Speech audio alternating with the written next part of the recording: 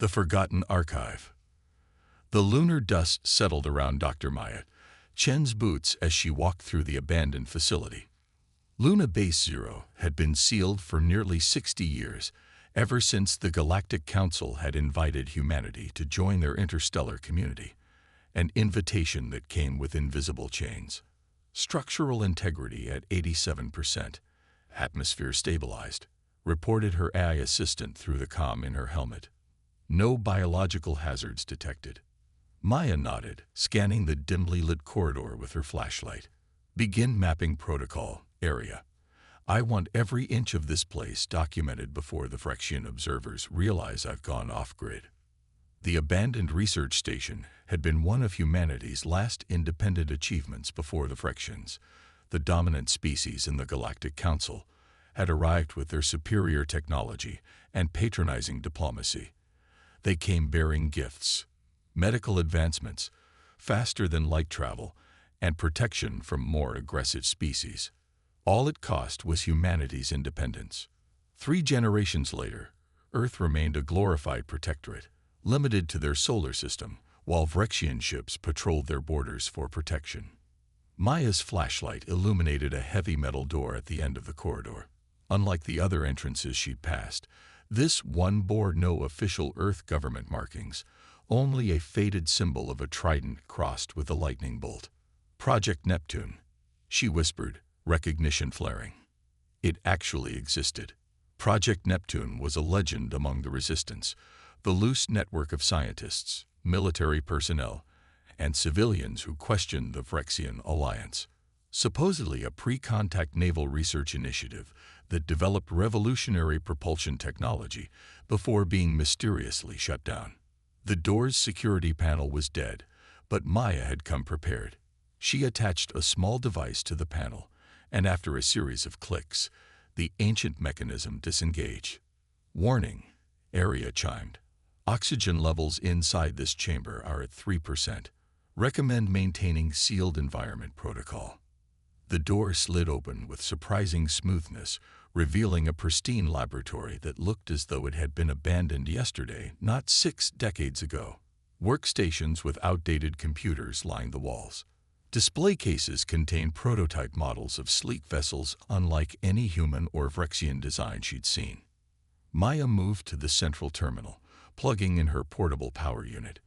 The ancient system hummed to life, screens flickering with data. Area, download everything. Prioritize technical schematics and research journals. As Area worked, Maya explored the lab. In a sealed container, she found what appeared to be a data crystal, technology far more advanced than Earth possessed before contact. She carefully secured it in her pack. Download complete, Area announced. However, 42% of files are encrypted beyond my capabilities. We'll deal with that back at base, Maya replied, her attention caught by a framed photo on one of the desks. The image showed a team of scientists gathered around what appeared to be a small prototype engine. Their faces were bright with accomplishment. The date stamp read April 12, 2047, just 3 months before first contact. As she studied the photo, Maya noticed something odd in the background. A figure that didn't quite match the others. Taller, with features that seemed slightly off. She magnified the image. Area, analyze this individual. After a moment, the AI responded. Analysis suggests non-human physiological characteristics. Confidence level, 74%. Maya's heart raced. If true, this meant Phyrexians had been on Earth before official first contact, monitoring human advancement, and specifically this project. A distant rumble shook the facility. Perimeter alert, Area warned. Phyrexian shuttle approaching. Estimated arrival in 8 minutes. Maya quickly gathered her equipment. Looks like our monthly welfare check came early. She took one last look at the laboratory before sealing it again. Whatever Project Neptune had discovered, the Phyrexians had gone to great lengths to bury it, and now she knew why. Back at her small apartment in Luna City, Maya examined the data Area had recovered. Most of the technical specifications remained encrypted, but the research journals told a compelling story. Project Neptune had developed a propulsion system that utilized the quantum properties of water molecules to create what they called fluid space, a method of travel that didn't push against space, but rather slipped through its molecular structure like water through a mesh. The technology had been on the verge of revolutionary success when the project was suddenly shut down by direct order from Earth's highest authorities, the same authorities who, weeks later, welcomed the Vryxians with open arms. Maya contacted her closest ally in the resistance, Admiral Jackson Park, retired from Earth's Ceremonial Defense Force. "I found it, Jack," she said when his weathered face appeared on her screen. Project Neptune was real. The Admiral's expression remained neutral, aware of potential monitoring. "That's a fascinating historical discovery, Dr. Chen. Perhaps you should present your findings at next month's approved academic conference." Maya understood the coded message. Wait. Be patient. Don't attract attention. But as she reviewed the data, she knew patience was no longer an option. For decades, the Vryxians had kept humanity contained, dependent, and technologically stagnant while they stripped Sol's system of its resources.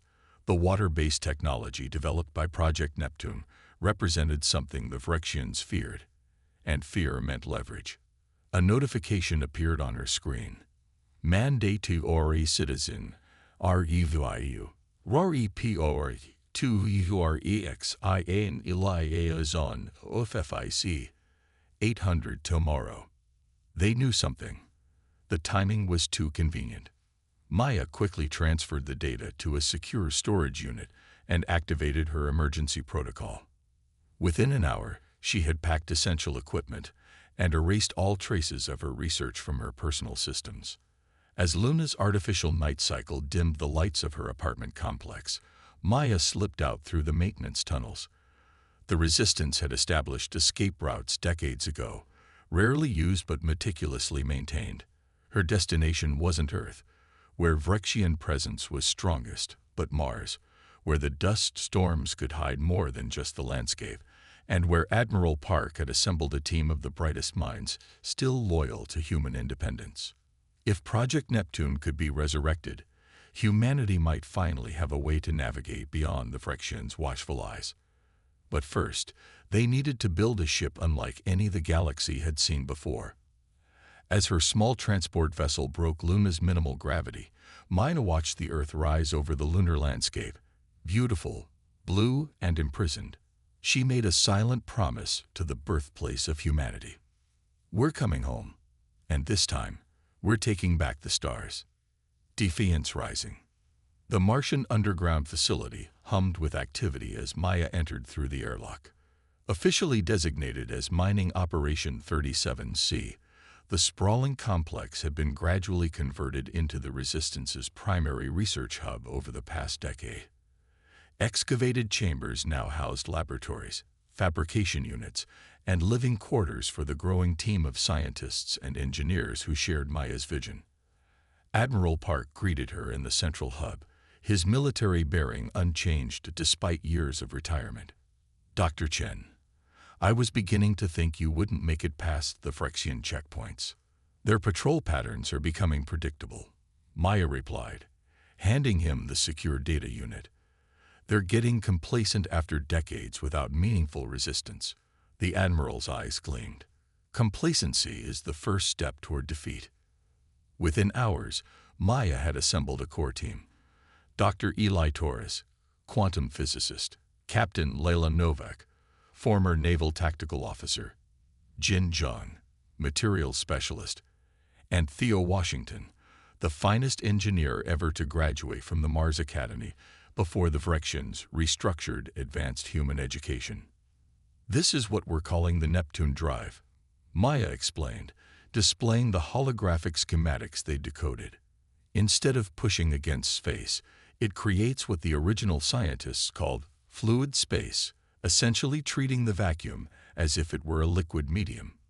"That's theoretically impossible," Eli interjected, studying the equations with growing excitement.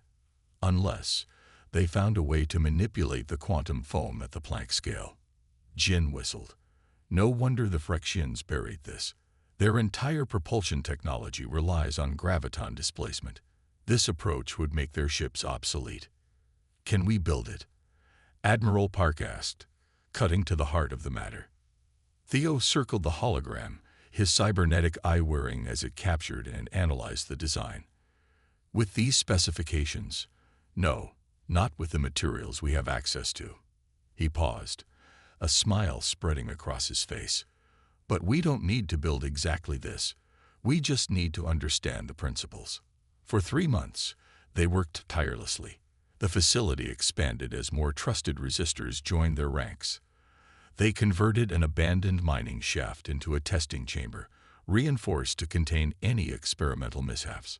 Progress was methodical, but constrained by the need for absolute secrecy. Every component had to be fabricated on-site, or smuggled in disguised as mining equipment. Any suspicious resource allocation could trigger Vrexian scrutiny. Their first breakthrough came when Jin developed a metamaterial that could maintain quantum coherence under extreme stress, essential for the Neptune drive's molecular restructuring process. It's not as elegant as the original design, Jin admitted during a test preparation, but it should be stable enough for a proof of concept. The test model was small, barely the size of a coffee table, but if successful, it would validate the core principles of the Neptune drive.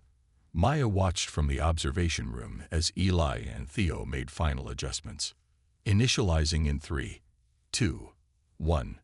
Eli counted down. The device hummed, building to a high-pitched whine as energy flowed through its systems. For a moment, nothing seemed to happen. Then, the air around the device began to shimmer, like heat rising from sun-baked asphalt. Quantum field stability at 67% and holding, Theo reported, his voice tight with concentration. Increasing power to phase 2. The shimmer intensified, forming a perfect sphere around the device. Within that sphere, light bent in impossible ways, creating the illusion that one could see through the solid matter of the device itself. "It's working," Maya whispered. "It's actually working." Then, without warning, alarm klaxons blared throughout the facility. "Proximity alert," the computer announced.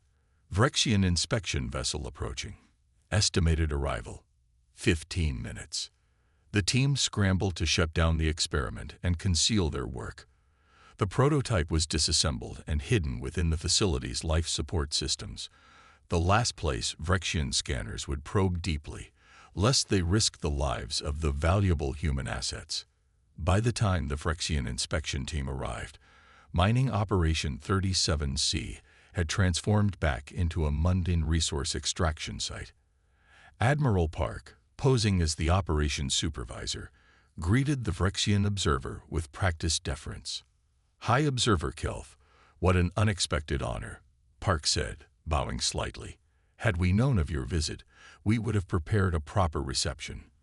The Vrexians' 4 eyes blinked in sequence, a sign of suspicion in their species.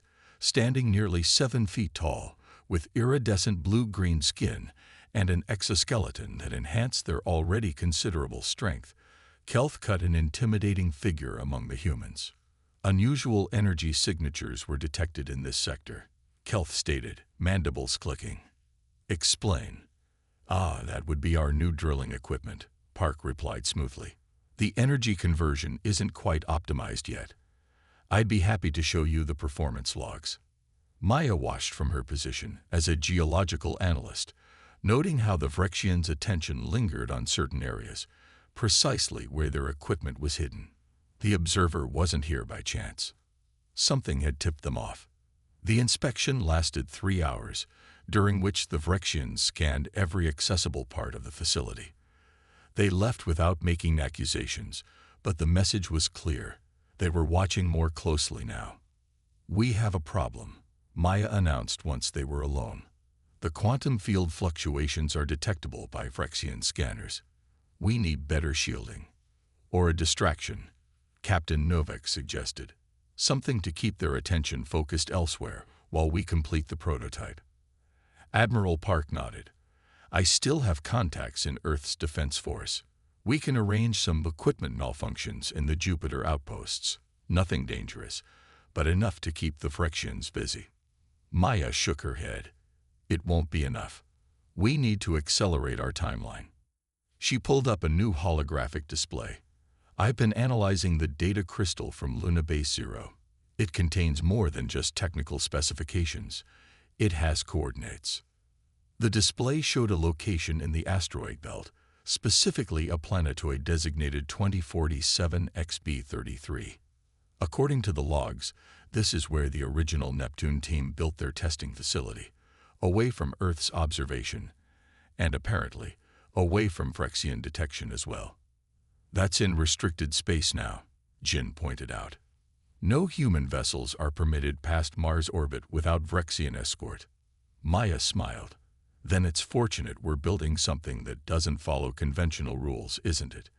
If we can get the prototype working, even at minimum capacity, we might reach the facility undetected. The decision was made. They would build a small vessel, just large enough to transport the core team and essential equipment.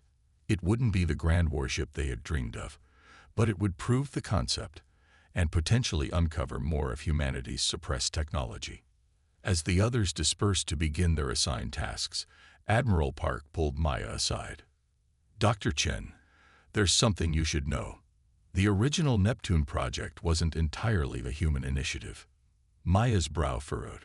What do you mean? Before the Phyrexians, Earth made contact with another species. Briefly and secretly. They called themselves the Aquarians, and they shared some of their technology with a select group of human scientists. He paused. I believe that's what we're really uncovering here.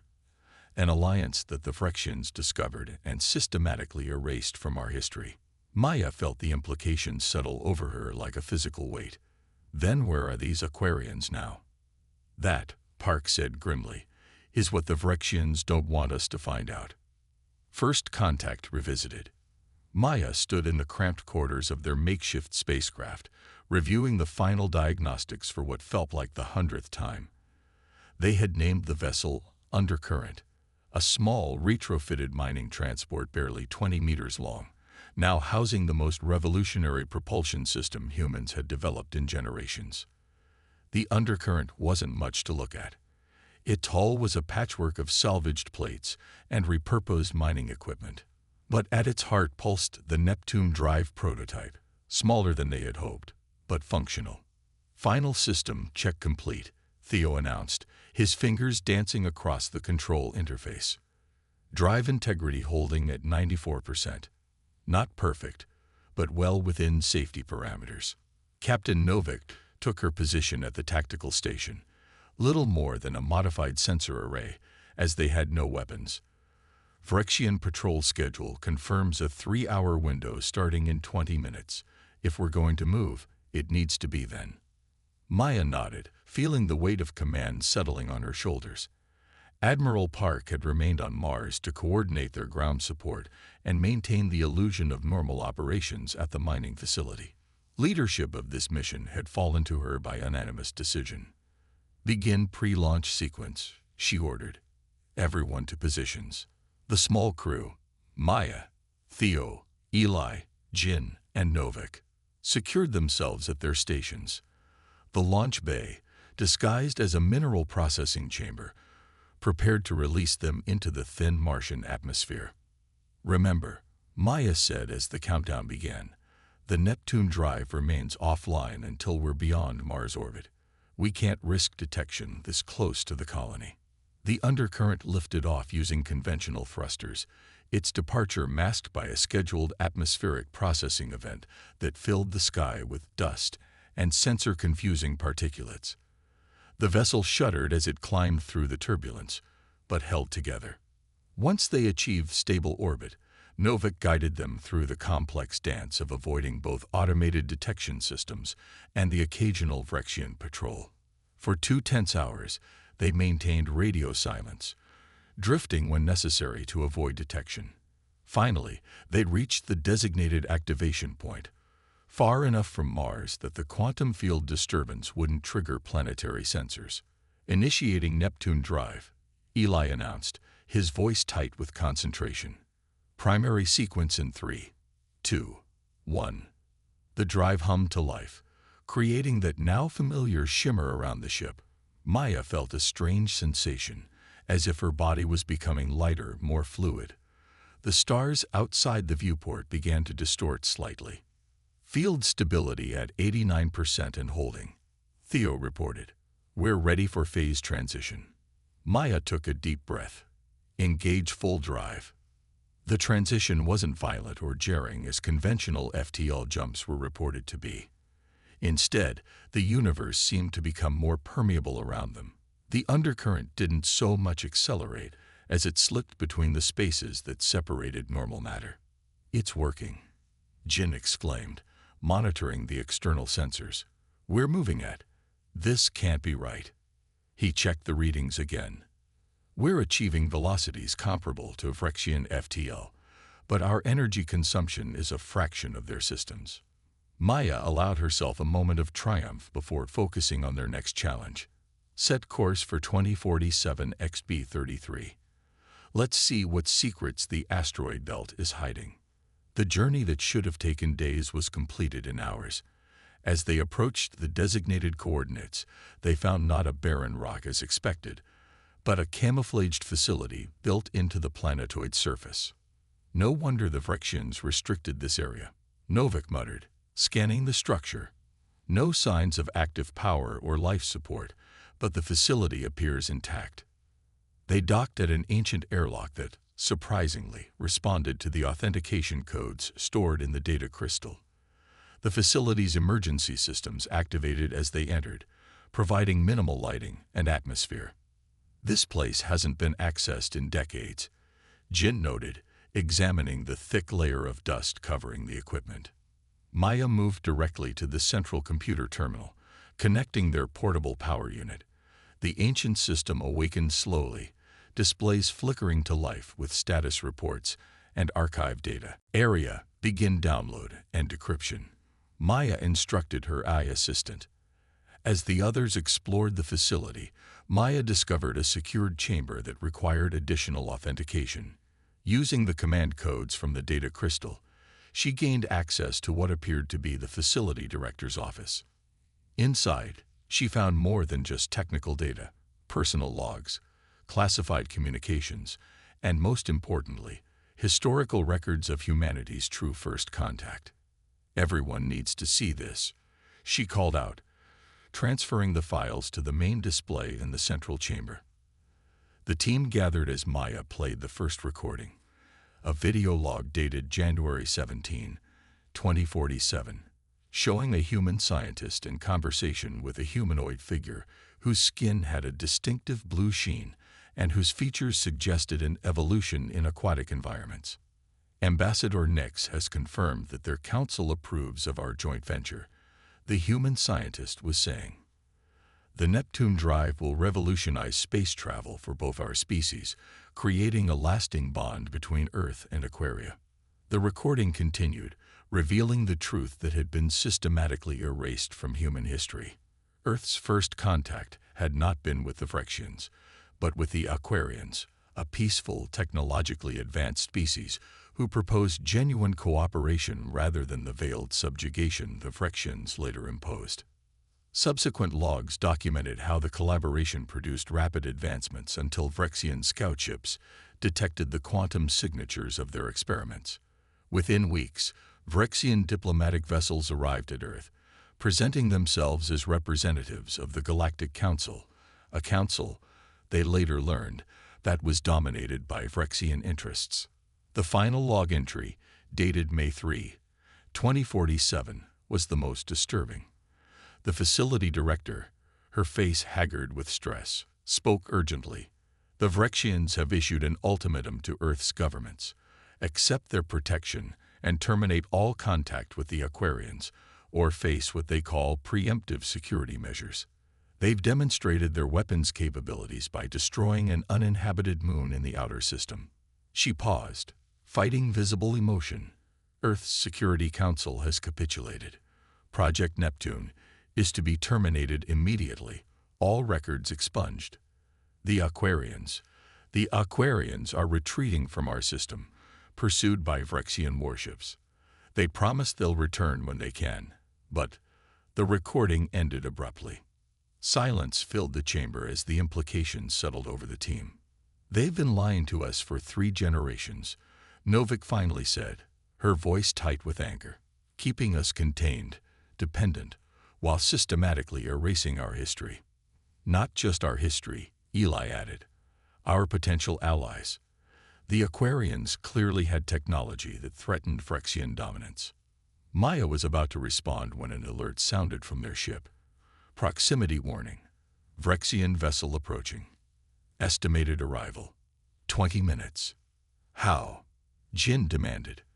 "There's no way they could have tracked us through the Neptune drive." Maya's mind raced, calculating possibilities. Then the realization hit her like a physical blow. "We have a traitor. Someone at the Mars facility must have informed them of our destination. We need to leave," Novik urged. "We have what we came for." "Not everything," Maya countered, connecting a data storage device to the facility's main computer. "The complete Neptune drive specifications are here, the refined version, not our prototype. We need those files." As the download progressed, Maya made a difficult decision. "Captain, prepare the ship for immediate departure. Eli, Jin, set this facility to self-destruct once we're clear. We can't let the Phyrexians discover what we've learned." "The download's at 67%. Theo reported anxiously. "We need at least 5 more minutes." "The Phyrexian ship will be here in 12, Novik replied. "It's going to be close." Maya took a final look around the facility, this lost piece of human history, about to be destroyed to protect their future. "Then we make those 5 minutes count. Everyone to the ship. I'll finish the download and join you." The team hesitated, but followed her orders. As they prepared the undercurrent for emergency departure, Maya worked frantically to extract the critical data. When the download finally completed, she was racing back to the airlock when the facility shuddered violently. The Phyrexian ship had arrived early and was firing warning shots at the planetoid. "Dr. Chen, we need to launch now." Novik's voice came through her communicator. "Go," Maya ordered. "I'll take the escape pod. There's one more thing I need to secure." Ignoring their protests, Maya retrieved a small device from a hidden compartment in the director's office, a quantum communicator, designed to reach across vast distances. If the Aquarians still existed somewhere in the galaxy, this might be their only chance to re-establish contact. The facility rocked with another impact as Maya reached the escape pod bay. Through the viewport, she saw the undercurrent detach from the docking port, its hull already beginning to shimmer as the Neptune drive engaged. As her escape pod launched, Maya watched the Phyrexian cruiser fire directly at the fleeing undercurrent, but instead of the expected explosion, the shot seemed to pass through the ship as it slipped into fluid space, disappearing from conventional detection. Her pod, much less sophisticated, could only fire its conventional engines and hope to evade pursuit long enough for the undercurrent to circle back once the immediate danger had passed. As the planetoid receded behind her, a massive explosion tore through the facility, the self-destruct sequence completing its work, taking with it the physical evidence of humanity's true first contact. Maya clutched the quantum communicator to her chest. "We're coming back," she whispered, a promise to both her team and the long-lost Aquarians. "And this time, we're bringing the full force of human ingenuity with us." The Naval Renaissance. 6 months after the asteroid belt incident, the landscape of human resistance had transformed. Maya's escape pod had been recovered by the undercurrent, which had indeed circled back after evading the Phyrexian cruiser. Their return to Mars had been complicated by increased Phyrexian patrols, but the Neptune drive's capabilities had proven greater than they had imagined, allowing them to slip past detection systems that had kept humanity contained for decades. Now, deep within the Olympus Mons complex, a vast network of caverns and tunnels beneath Mars's largest volcano, humanity's first true warship in generations was nearing completion. Maya stood on the observation platform overlooking the construction bay. Below her, Hundreds of engineers and technicians swarmed around the vessel they had named Phoenix. At 300 meters long, it dwarfed any ship humans had been permitted to build since the Phyrexian arrival. "The outer hull plating is complete," Admiral Park reported, joining her at the railing. "Theo's team has integrated the refined Neptune drive into the primary systems. Weapons installation begins tomorrow." Maya nodded, still marveling at how quickly their ranks had swollen. Once word of their discoveries had spread through secure channels, the resistance had grown from a small collection of dissidents to a movement encompassing thousands: military personnel, scientists, engineers, and civilians united by the knowledge of the Phyrexian deception. "And the quantum communicator?" she asked. "Operational, but limited. We've detected what might be Aquarian signals from the Ta-CD system, but without stronger transmission capabilities, we can't establish clear communication." Maya studied the ship below. The Phoenix's design was unlike any vessel in Earth's small defensive fleet or the Phyrexian ships that patrolled their system. Drawing inspiration from Earth's aquatic predators, it featured sweeping, organic lines that housed both the revolutionary Neptune drive and conventional systems reverse-engineered from Phyrexian technology. "The Phyrexians know something's happening," Park continued. "They'd doubled patrols and imposed new restrictions on interplanetary travel. 3 of our supply convoys were intercepted last week." "Let them tighten their grip," Maya replied. "It only shows the colonists what we've known all along. We're not allies, we're prisoners." A alert chimed on Maya's communicator. "Dr. Chen, you're needed in communications," a voice announced. "We're receiving an encrypted transmission from Earth. Priority Alpha." In the communications center, Captain Novak was coordinating with their Earth-based operatives. "The transmission came through one of our deep-cover agents in the Phyrexian embassy," she explained. "It's Admiral Zhang." Admiral Lai Zhang had been Earth's highest-ranking military officer since before Maya was born, widely considered a collaborator who facilitated Phyrexian oversight of human defense forces. His weathered face appeared on the secure channel, expression grave. "Dr. Chen, confirmation of your identity required. Lunar Base 0, Project Neptune, verification code Trident Epsilon 7. Maya exchanged a surprised glance with Park.